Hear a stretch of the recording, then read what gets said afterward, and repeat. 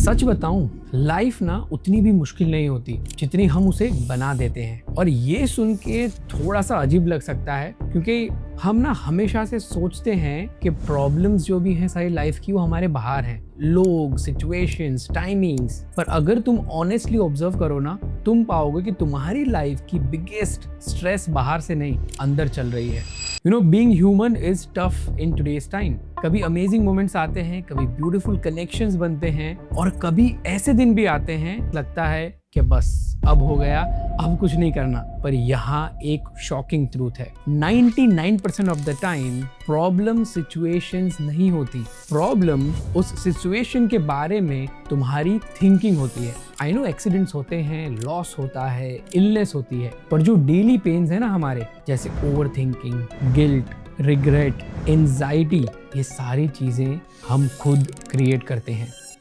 हाय, मैं हूं हिरेन। आज कोई मोटिवेशनल स्लोगन नहीं, कोई ज्ञान नहीं, कोई सब ठीक हो जाएगा टाइप बातें नहीं। आज बात करते हैं 4 ऐसी चीजों की जो अगर आपने छोड़ दी तो लाइफ ऑटोमेटिकली थोड़ी सी लाइट हो जाएगी। सो शुरू करते हैं सबसे हैवी चीज से। काश मैंने वो डिसीजन ले लिया होता, काश मैं उस टाइम बेटर किया होता, काश मैंने और टाइम दिया होता। और फिर हम रोज खुद को पनिश करते रहते हैं। पर एक सिंपल सवाल पूछो खुद से, क्या तुम उस वक्त बेटर डिसीजन ले ही सकते थे? तुमने उस वक्त वही किया जो तुम उस टाइम पे समझ पा रहे थे। आज तुम बेटर हो क्योंकि तुमने वो गलती की थी, राइट? मिस्टेक्स, गलतियां प्रूफ नहीं होती कि तुम वीक हो, वो प्रूफ होती हैं कि तुम ग्रो कर रहे हो। सोचो, तुम एक बोट चला रहे हो, बोट आगे जा रही है, पीछे पानी में एक ट्रेल बन रहा है, उसे वेक कहते हैं। वो सिर्फ बताता है कि तुम कहां से आए हो, वो तुम्हें गाइड नहीं करता। पास्ट भी ना हमारी लाइफ में वैसे ही है, एक रेफरेंस की तरह, ना कि कोई डायरेक्शन की तरह। और एक चीज, रेसेंटमेंट, किसी और के लिए गुस्सा रखना, ये ऐसे है जैसे तुम खुद पॉइजन पियो और एक्सपेक्ट करो कि दूसरे को हर्ट हो। खुद को माफ करना सीखो, एंड उसके साथ साथ दूसरों को भी माफ करना सीखो।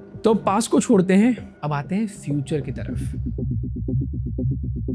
देखो, हमारा जो ब्रेन है ना, ये अनसर्टेनिटी से डरते रहता है, इसीलिए वो फ्यूचर के ना वर्स्ट केस सिनारियोज बनाते रहता है और इसी में फंसा देता है। रिसर्च कहता है कि 80 to 85% चीजें जिन्हें हम वरी करते हैं ना, वो होती ही नहीं है। मतलब तुम अपनी एनर्जी इमेजिनरी प्रॉब्लम्स पे वेस्ट कर रहे हो। और सबसे फनी पार्ट, वरी करने से फ्यूचर चेंज नहीं होता।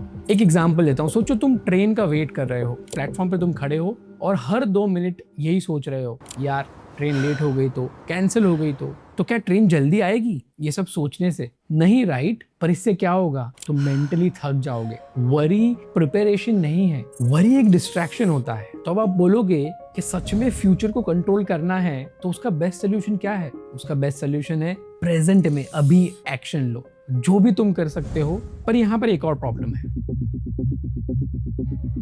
आजकल ना सब लोग फ्यूचर के लिए ही जी रहे हैं, पर प्रेजेंट को मिस करते जा रहे हैं। बस ये मिल जाए फिर रिलैक्स हो जाऊंगा, बस थोड़ी और सैलरी बढ़ जाए फिर ट्रैवल करूंगा, फिर खुश रहूंगा। लाइफ कोई फ्यूचर इवेंट नहीं है, लाइफ सिर्फ प्रेजेंट मोमेंट्स का एक कलेक्शन है। पर प्रॉब्लम क्या है ना, माइंड हमेशा या तो पास्ट में होता है या तो फ्यूचर में। तो आज के दिन का सबसे बड़ा क्वेश्चन कि प्रेजेंट में कैसे आए और कैसे जिए, सिंपल है, अपनी बॉडी, अपनी ब्रीदिंग पे फोकस करके। मजाक नहीं कर रहा, इनफैक्ट तुम ये अभी ट्राई कर सकते हो। Just for a moment close your eyes and अपनी सांसों को फील करो, अपने पैरों को जमीन पे फील करो, या फिर आप जहीं भी बैठे हो रूम की आवाज सुनो।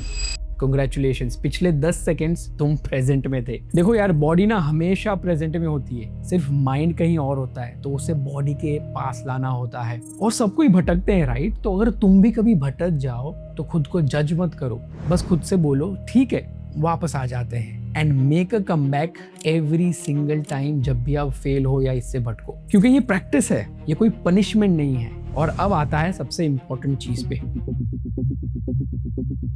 रिलेशनशिप इम्पॉर्टेंट है, इमोशनल कनेक्शन बनाना इम्पॉर्टेंट है, पर एक गलती यहाँ पर सब करते हैं, हम अपनी हैप्पीनेस का कंट्रोल दूसरों को दे देते हैं। जैसे अगर हस्बैंड या वाइफ आएगी तो वो मुझे खुश करेंगे, पार्टनर जो है मेरा वो समझेगा, रिलेशनशिप्स आते ही सब कुछ ठीक हो जाएगा। नहीं, देखो हैप्पीनेस ना ये कोई गिफ्ट नहीं है जो तुम्हें कोई और आके देगा, ये एक तुम्हारा खुद का इंटरनल स्टेट है। सोचो तुम रोड ट्रिप पे हो, डेस्टिनेशन सेम है, पर तुम्हारे ऊपर है कि तुम डिसाइड क्या करते हो। तुम म्यूजिक को एंजॉय करोगे, जर्नी को एंजॉय करोगे, या पूरा टाइम सिर्फ कंप्लेन करोगे। एक्सपीरियंस तुम क्रिएट करते हो। दूसरों से हैप्पीनेस एक्सपेक्ट करना यानी उन पे प्रेशर डालने जैसा है, और खुद की रिस्पॉन्सिबिलिटी उन्हें देने जैसा है। तो तुम्हारा काम है अपनी एनर्जी को मैनेज करना और अपनी लाइफ को खुद बिल्ड करना। दूसरा इंसान जिसके साथ आप ड्राइव कर रहे हो वो तो सिर्फ कंपेनियन हो सकता है, राइट? आपकी इस लाइफ के सफर में वो ड्राइवर नहीं है, आप खुद ही आपके लाइफ के ड्राइवर हो।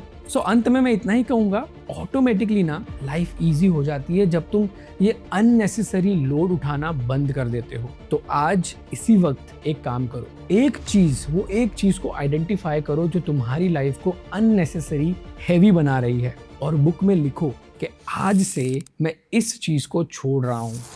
और अगर अभी तक तुमने चैनल को सब्सक्राइब नहीं किया, कोई बात नहीं, जब मन चाहे तब कर देना। एंड मैं आपसे मिलूंगा अगले वीडियो में। तब तक के लिए ध्यान रखें एंड टेक केयर।